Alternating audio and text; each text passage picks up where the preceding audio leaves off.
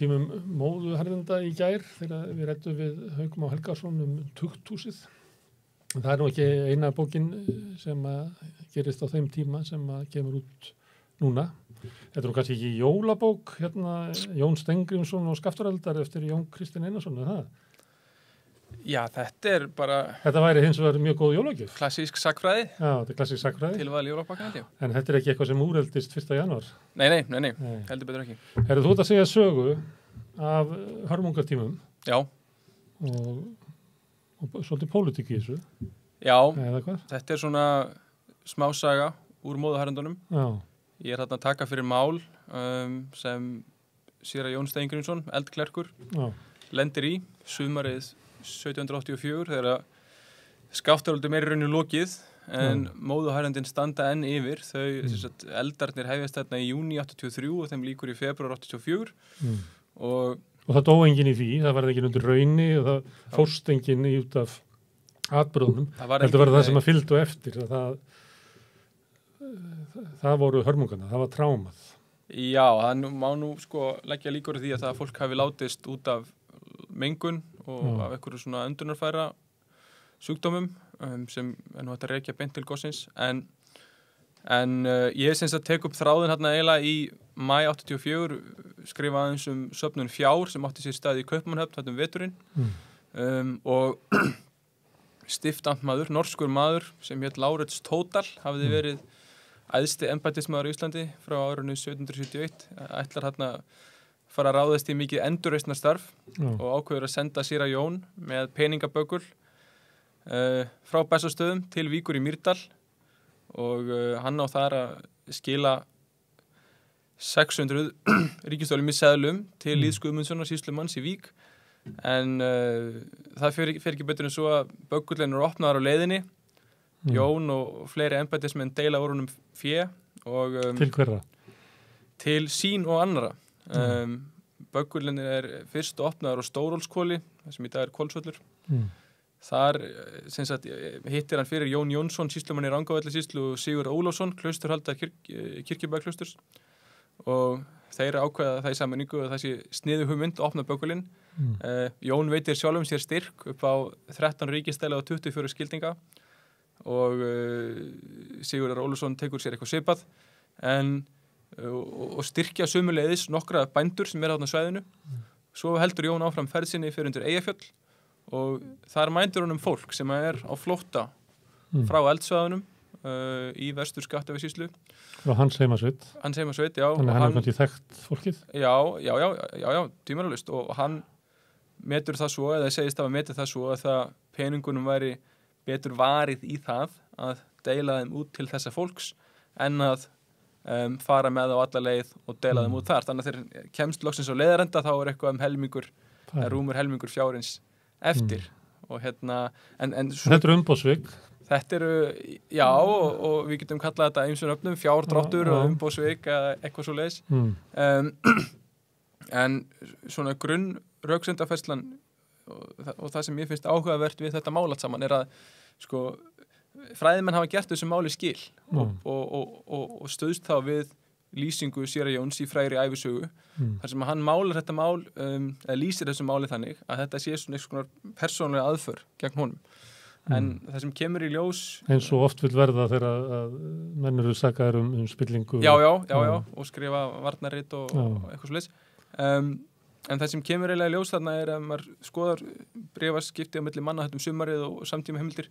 Þetta í raun og veru átök milli íslensku embættismannana sem við kallum lágembættismenn, sýslumenn, prófastar og menn af því stigi og danska stiftamtmannsins og dönsku háembættismannana getum við kallað á sem eru í raun og veru fulltrúar miðstjórnarinnar í Kaupmannahöfn og miðstjórnin í Kaupmannahöfn svona að reyna fjarstýra því hvernig þessi neyðarhjálp á eldsvæðunum fram en íslensku embættismennirnir eru svona vanir ákveðinni við getum kallað hentugleika stefnu í við sína embættisverk og það er rauninni þar sem þessi núningur liggur Þú meinar að Jón hefði haft málsbætur að þetta hefði verið sögum hefðar hvernig var farið með mál á Íslandi að þetta hefði verið í lagi? Ekki að því leyti en hann færir þarna rauk fyrir því að honum hafi þótt sem svo að það hafi blasað þannig við honum að þessir peningar myndu nýtast betur í Rangárvallasýslu vegna þess að þar væri hægt að kaupa gripi, fólk geti keypt búpening þar, en ef hann færi alla leið með peningana þá myndu þeir bara ekki nýtast í neitt, þá væri þetta bara einhverju seðlar sem að fólk geti ekki neitt í, þannig að það er svona hans rauk í málinu, en svo má aftur horfa það í það að hann er líka að veita sjálfum sér styrk og svo framvegis sko. En þannig þetta eru svona sko, þetta eru átakalínur, þessi átök milli íslensku embættismannanna og dönsku háembættismannanna, þetta eru átök sem ná alveg nokkra áratugi aftur í tíman og sagnfræðingar eins og sænski sagnfræðingurinn Harald Gustafsson sem skrifaði nú doktorsritgerð stjórnmálasögu Íslands á seinni hluta 18. aldar hefur bent á þetta að þeir eru svona í mikilli hagsmunabaráttu fyrir sig sjálfa og streitast gegn ýmsum umbótatölugum dönsku miðstjórnarinnar. Þannig að en ekki þó að hann hefur þetta flokkar sem eins konar sjálfstæðisbaráttu Íslendinga. Það er einn angi af þessu sem er mjög áhugaverður og ég var nú á málstofu Skaftárhalda á söguþinginu í vor og þar var Sveinbjörn Rapsson sagnfræðingur með erindi þar sem hann var svona velti því upp hvort að við getum einhvern veginn sko teiknað einhverja línu þarna frá sjálfstæðisbaráttunni þarna á miðbik 19. aldar og þarna niður á 18. aldar þar sem þessi átök á milli íslensku embættismannanna og dönsku miðstjórnarnir eru í gangi en það er bara vanrannsakað og ég held að það sé alveg eitthvað sem að má skoða sko að hversu miklu leyti getum við að hugmyndin það að hafa svona fjarlægt vald að það þjónaði ekki samfélaginu hér að þau tækju rangar ákvarðanir að því að vera teknari úr svo miklu fjarska þetta segja það að þarna sé að kveikna svo hugmynd já, sko, og það sé óhentut fyrir samfélagi hér að hafa valdi svona langt í burtu. Já og það er náttúrulega sko það sem er í gangi þarna miðbik 18. aldar er það að það er ákveðnar umbætur að eiga sér stað innan dansk-norska ríkisins sem lúta að því að reyna sko að herða og styrkja tök á þessum fjarlægu löndum öndum, Ísland var náttúrulega amt í dansk-norska ríkinu og það er ákveðin svona ákveðnar stjórnsýslu umbætur sem miðstjórnin vill gera, þannig að það er ekki eins og sko okkur hafi verið eins og við getum rekið þetta stjórnarfar margar aldir aftur í tíman, eins og til dæmis við getum bara tekið dæmi það að stiftatmaður sem er æðsti embættismaður á þessum tíma, hann er efstur í þessum stigveldi framkvæmdarvaldsins innan stjórnsýslunar, hann var ekki búsettur á Íslandi fyrir enn 1771, fram að því var þetta eitthvað konar svona punttitill í Kaupmannahöfn og hann er fluttur til Ísland 71 og það er þessi norski Total sem er fyrsti maðurinn sem býr á Íslandi og er stiftamæður, þannig að það er ekki sko þannig að þetta er eitthvað statist ástand sem hefði varað í margar aldir, heldur er þetta raunir verið nýjar hugmyndir þar að segja þessi fjärstýring frá Kaupmannahöfn er í sjálfu sér ný hugmynd að því leyti.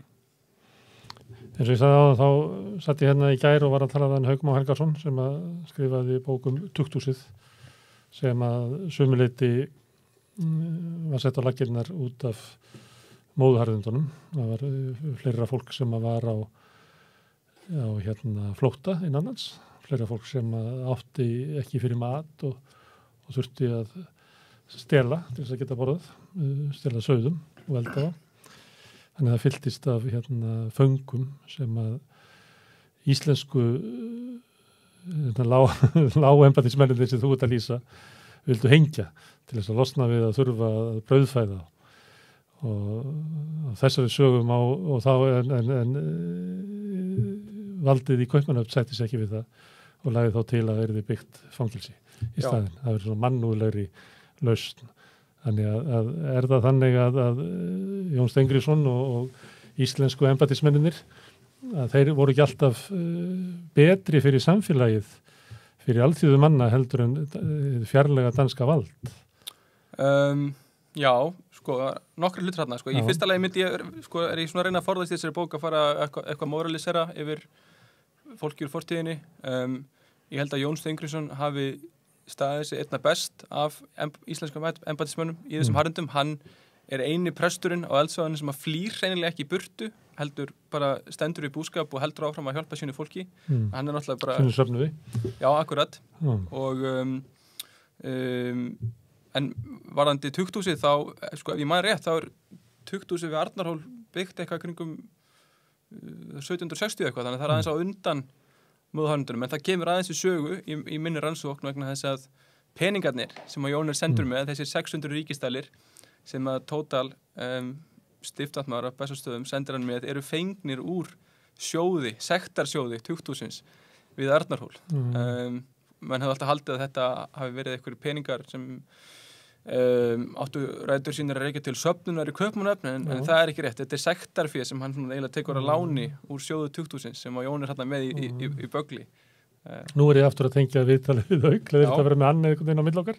En hann sagði frá svona söfnum sem hafa verið í Danmörku og hann sagði að þeir peningar hefur hins vegar ekki komið, heldur verið notaðir fyrir að greiða laun mælingamanna og til alls konar hluta hér síðar. Það er þessi samansöfnun. Það er þessi kollutusöfnun sem á sér stað, þetta er rauninni 2 safnanir, það er einn sem á sér stað veturinn 83-84 og svo er önnur söfnun sem á sér stað tíðar sem hann á sér stað síðar sem hann næri rauninni yfir allt dansk-norska ríki og verið mjög umfangsmikil og það er svona samdóma álit fræði manna að þeim peningum hafi verið varið mjög illa, hefur sendt svolítið peningum hingað svolítið seint 1786 ef ég man rétt og það sér það hver maður, það er ekkit ef að það ríkir hungursnið eitthvað staðar, þá gagnast engum að senda kistur af seðlum þangað, fólk borðar þá ekki en já, svo var þessum peningum haldið í Kaupmannahöfn, eitthvað að þeim fór í það að greiða fyrir mælingar í byrjun 18. aldar, eitthvað af þessu fór í að byggja lærðaskólan miðja 19. öld, eitthvað smávegis var notað til þess að aðstoða Íslendinga í hungursnöðum miðja 19. öld, en svo færist þessi sjóður, kolluttusjóður færist til Íslands með stöðulögunum 1871 þegar að fjárhagur Danmerkur Íslands aðskilin, þá er rauninni koma þessir peningar til landsins. Þetta eru upp af ríkissjóð Íslands. Já, þetta er einn af þessum stóru sjóðum sem við fáum hérna við aðskilnað fjárhagsins. Segðu mér, peningarnir sem að Jón dreifði, nýttust þeir vel? Var það vel ráðstafað? Sko, það er eitt af því sem er erfitt að dæma meðalans vegna þess og stiftandmaður áttu nú eftir að kvarta yfir þessu að Jón hefði haldið illa utan það í hvað þeir fóru, hann merkir við þarna einhverjum stöðum að eins og til kvittanir sem hann tók saman á leiðinni. Einhverjir sögðust alltaf að kaupa sér hest og aðra viti við minna en Lýður Guðmundsson þegar hann stóði í sinni útdeilingu við vitum svona einhverjir náðu að kaupa sér búpenning fyrir peningana en það eru náttúrulega mjög athyglisverð sjónarmið sem koma þarna fram þegar að dönsku og rannarmaður, þýskur maður og Lefetsov sem er þarna sögðinu líka sem er svona eiginlega fulltrúi stiftandmanns og er svona aðalsmaður, þýskur aðalsmaður, harði í horn að taka. Kornungur? Já, bara 20 og... Hann kom líka þessu. Já, ok, bara frábært. Og þá eru þeirra kvart yfir því að þetta fólk sé bara að fá peninga, henda bara seðla, það embættismannir ættu í rauninni að þeir ættu að kaupa búpening og svo deila honum út og þeir sjá fyrir sér að fólk muni bara yfirgefa sveitirnar, safna stað við sjávarsíðuna og eða þessum pening bara í það sem þeir vilja er orðalagi sem þeir nota, sem þeim finnst alltaf að vera alveg hrikalegt sko. Þannig að það er ákveða verið sjónamið þarna meginn sem komum fram. Þá eru í hvernig á að útdeila stuðningi til fátæksfólks. Fátækafólki segir alltaf að ég er fátækur af því með þetta pening og það er náttúrulega besta leiðin að láta um á pening en það er yfirleitt yfirvöld vilja það helst sísta völdu. Já, og þetta eru sjónarmið sem að koma mjög skýrt fram þarna í þessari aðgerð. En þú ert ekki með samanburð á því hvernig peningarnir sem Jón deildi út og svo sýslumaðurinn á Vík, það er ekki hægt að bera það saman. Það er svona augljós einhver munur. Já, sko, bara aðalega vegna þess að við vitum ekki við hefum ekki heimildir hvað þetta fólk sem að Jón lét hafa pening gerði við það, en það var náttúrulega á flótta, þannig að það má ímynda sér að það hafi ekki nýtt á í búskap eins og ætlunin var, sko. Af hverju skrifaði þessa bók? Þessi bók er að stofnunum til BR-ritgerð sem ég skrifaði í sagnfræði. Já, af hverju skrifaði aldrei þetta? Hvenær var það, svo skrifaði ritgerðina? Henni var skilað upp ást 2020. Það var nú bara ekkert skemmtileg saga. Ég var orðinn strand með annað efni og talaði við leiðbeinanda minn, Má Jónsson, sem er líka ritstjóri þessari bókar og hefur umsjón með mjög myndarlegum heimildaviðauka og hann svona hafði eins verið að garfa. Og dvelur svolítið á þessu tímabili í sögunar. Já, og svona bendi mér á að þetta geti verið eitthvað áhugavert til að skoða, sko. Þannig að það er nú frekar óspennandi saga, sko, já. Svo ég vitni nú í fleiri sem að sitja hérna við rauðaborðið, þá kom hann hérna Atli Antonsson hérna og hann er að skrifa doktorsritgerð í bókmenntum eldfjöll, hvernig þau birtast í bókmenntum. Hún var að birta núna grein í Skírni þjóðskáldin og eldfjöll. En það kemur líka fyrir í þessari óbirtu ritgerðans að eftir hrun á Íslandi að þá fjölgaði mjög bókum sem voru gefnar út hér sem að fjölluðu eldgos og svona hörmungar. Þannig það er ekki ástæðan að þú sett að skrifa þetta eitt mesta hörmungatímabil í Íslandsugunni. Nei. Það tengist ekki hruninu. Ég held nú að það væri búið að rannsaka þetta alveg nóg og það væri mjög lítið annað hægt að segja þessa atburði, en svo fer maður niður á Skjalasafn og fer að garfa og þá er bara alls konar dót sem að enginn hefur pælt neitt í sem að liggur bréf frá eldklerkinum sjálfum sem að enginn hefur gefið gaum, sko. En það er þannig að, og sérstaklega útlendingar hafa áhuga á þessum eldfjöllum okkar og ég held að það sé meðal annars ástæðin fyrir því. Ég er svona veltið því upp þarna, sko, að það sé ástæðin fyrir því að það var ráðist í söfnun fyrir okkur í dansk-norska ríkinu. Það er að því þetta er eldgos. Þetta er það er svona nýfarið þarna, það er tíðkast eiginlega aðalega byrjar 18. öld að fólk er farið að birta svona hamfara fréttir í dagblöðum til þess að vekja fólk til meðumkunar og ráðast í svona safnanir. Það voru geysilega slæm harðindi hér á 7. ára 18. aldar. Það var ekki ráðast inn á söfnun þá. Það var söfnun í Vestmannaeyjahúsinu. Já. Það voru norðurlandabúar sem gaf okkur hús og guð má þetta hvað. Einmitt. Við hefum kannski átt að safna þarna í Eyjafjallajökli. Já. Ég getur þetta sagt það þegar gosið í Eyjafjallajökli þá var ég í Tógó í Afríku. Ferðaðist þar milli þorpa og kom meðal annars í þorp sem að voru, þú veist, næstu eins og steinaldaþorp. Og þá í einu þeirra þá sagði höfðinginn, þegar maður fer alltaf til höfðingjasvist og við kynntum fyrir honum. Og hann segir frá Íslandi og Eyjafjallajökull. Því að þetta er alltaf svo stórkostleg saga að fjall stoppi tæknina, stoppi flug. En hann sagði, sko, hvernig hefur fólkið þetta og get ég eitthvað stutt sagði hann, og til ég að láta mér eitthvað verðmæti þannig get ég sendt heim. Þannig það bara kveiknar löngun hjá fólki til þess að hjálpa gagnvart svona atburðum. Já, þetta er bara nákvæmlega sama dýnamík, en það er líka mjög áhugavert, sko, að það eru þetta gerist þarna 83 og við eigum heimildir frá, sko, áratugunum áður þar sem að íslenskir ráðamenn er að velta fyrir sér, sko, að koma upp einhvers konar varnarkerfi, koma upp kornforðabúrum í kaupstöðum, heyrforðabúrum. Það verður að tala um það núna, til sveita. Við fæðuöryggi. Já, einmitt. Og mér, sko, þegar ég var að byrja að skrifa þessa ritgerð, ég kláraði hana eiginlega, skilaði hana inn nokkrum mánuðum áður en COVID byrjaði. Þá var mikil umræða hér á landum að stofna þjóðarsjóð til þess að hjálpa Íslendingum í hamförum. Já, þetta var eiginlega nákvæmlega sama atburðarás á átundleginni. Það var einhver umræður að stofna einhvers konar. Það var ekki út af einhverjum vá sem að Bjarni Benediktsson vildi stofna þjóðarsjóðin. Það var til þess að það væri hægt að taka arðinn af auðlindunum í einhvern sérstakann sjóð til þess að væri hægt að selja, sko, vatnsaflsvirkjarnar. Held ég hafi verið hugmyndin hjá honum, sko. Já, það kann að vera, en sko þessi umræða er bara keimlík þeirri sem á sér staði á 18. öld. Kannski enn frekar núna þegar við erum að tala um, sko, fæðuöryggi. Já, einmitt. Það er, einmitt, já, ég er ekki mikið inn í nútíma umræðu. Þú ert ennþá þarna. Ég er svolítið fastur á 18. öldinni, ég skal alveg gangast í því. Ok, en við erum búin að ræða mann sem að með umboðsvik og fjárdrátt. Hvað var hann dæmdur fyrir þetta? Stiftamtmaður skrifar bréf til Rentunkammers 10. ágúst 1784. Þá var hann búin að fá skýrslu frá þessum þýska aðalsmanni hvað það var sér sagð og hann er alveg brjálaður og kvartar yfir Jóni og kvartar yfir öllum embættismönnunum og segir þetta sé ekki bólaugt og sjáu eftir því og sé vonsvikinn að hafa sendt þessar peninga til þeirra og svo framvegis. Og svo stiftamtmaður sem er á Íslandi? Já, sem er á þessu stöðum, já. Hann fær svar frá Kaupanhöfn í júní 84 og þá er bara sagt að hann og Hannes Finnsson, skáldsbiskup, eigi að svona koma sér saman refsingu og Hannes Finnsson leikur svona svolítið áhugavert hlutverk, hann svona miðlar málum og endar með því að Jón fær nú tiltrúlega milda refsingu, hann með gert að greiða fyrir ekki 5 ríkistali og beðast afsökunar. Minn en hann tók.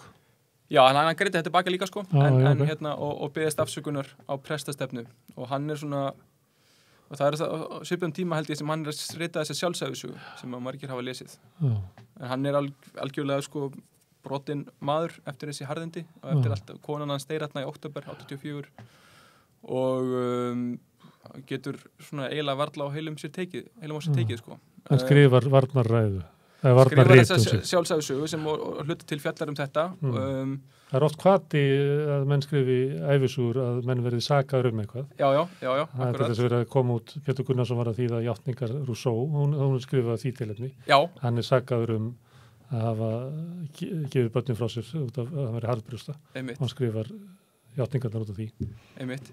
Og sjálfsæðis að Jóns náttúrulega bara mjög merkileg heimild, held ég bara alveg europskan mæli hverða sko, 18. öld. Hann reynir að ná sér í nýja konu sem að neitar honum og hann verður alveg miður sín eftir það en svo finnur hann ákveður systur hennar að taka við honum og þá, eins og hann lýsir í sjálfsæðisunni, þá svona einhvern veginn fær hann gleðina aftur og sér ljósið á ný en hann lifir ekki lengi eftir þetta á deyr 1791. Og þú segir að hann hafi ekki náð sér eftir eldsumbrotinn eða það út af þessum málaferlum sem að ég held bara að þetta allt hafi haft mikil áhrif á hann sko, hann lýsir því í sjálfsæðisögunni að árin fyrir gos hafi verið mikill blómatími og það hafi allt gengið rosalega vel hjá honum sem að ég held að sé að einhverju litið svona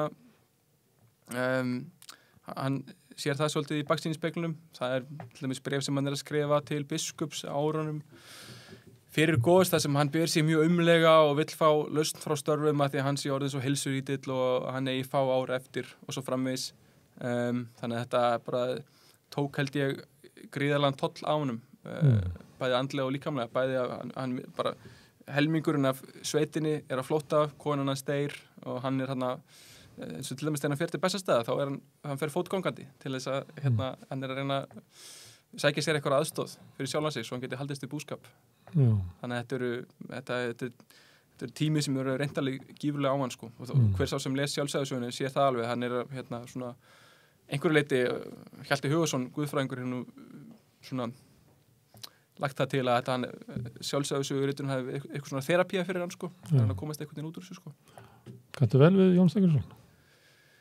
Já, ég var til að hitta hann sko, það mér finnst mjög leiðilegt að við hefum ekki mynd á honum en mér finnst hann mjög áhugaverður kall sko og hann ég held að hann bara svo gott dæmi sko hvað hættulegt að reyna að mála fólki eitthvað svona svart hvítu ljósi, það á sér stað í byrjun 20. aldar eru fræðimenn svolítið farnir að svona reyna að byggja hann upp sko, Árni Pálsson kallaði hann guðshetju í fornum stíl og það má ekki tala illa um hann og eitthvað svona og það alveg ljóst að hans frammistaða í þessum hörmungum aðdáunarverð og ég efast ekkert um það en hann líka breyskur og hann líka mannlegur og það það sem svo áhugavert við hann. Já, herðu Jón Kristín, gaman að fá þig að segja frá Jóni Steingrímssyni og Skaftareldum og bókinni sem var að koma út frá Sögufélaginu. Við látum þetta gott heita við rauðaborðið í kvöld. Ég þakka gestum mínu fyrir að koma hingað og ykkur sem hefa hlustað. Hvet ykkur til þess að hjálpa okkur við að byggja upp samstöðuna. Það er gert með því að læka síður okkar á YouTube og Facebook. Þeir sem að vilja styðja samstöðuna geta gengið í Alþýðufélagi. Það borgar fólk svona eins og 2 kaffibolla á mánuði í áskrift og jafnframt félagi í Alþýðufélaginu. En öðru leyti segi ég þetta bara gott og segi góða nótt.